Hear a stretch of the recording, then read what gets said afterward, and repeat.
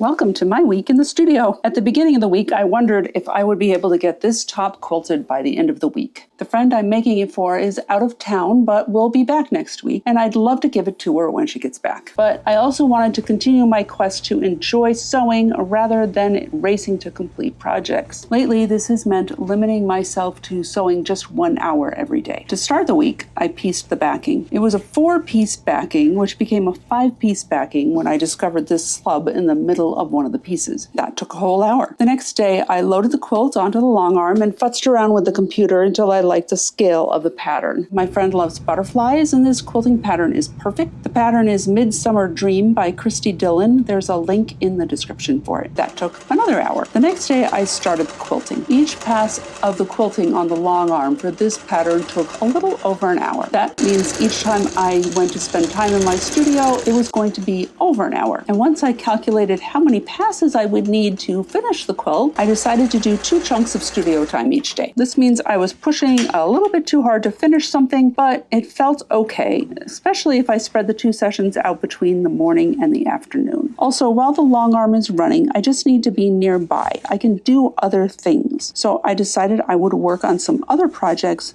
while the long arm was running and just stop those projects when the long arm finished a row. I know I'm kind of cheating here. My first project was to be making a pillow out of this sweatshirt of my husband's. Unfortunately, when I opened it up, I found a yucky bug. I freaked and decided to start cleaning my studio. My studio is in the basement, so somehow it just attracts bugs. Anyways, the cleaning turned into purging, and I spent the whole time making a mess of my studio. But I found this kit for a baby ball, and since I have a new granddaughter, I decided to make it as my next project. The pattern is literally written in a foreign language, as I bought the kit in the Netherlands, so I found a great video on YouTube to help me. I put the link in the description for it. It's really quite clear. So for the next couple of days, I did cleaning and purging in my studio while the long arm was running the first session, and then for the second session, I worked on the baby ball. On Wednesday morning, the session with the long arm did not go well.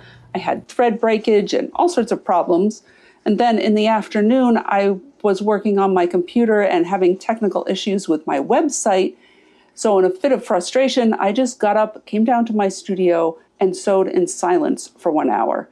And that was amazing. It took 5 passes on the long arm to finish quilting the quilt. And I got this far on the baby ball. And today, on the last day of the week, I put the binding on the quilt, and I'm now ready to spend some time binging Netflix and doing the hand sewing to the back so it'll be ready on Monday. What did you make this week?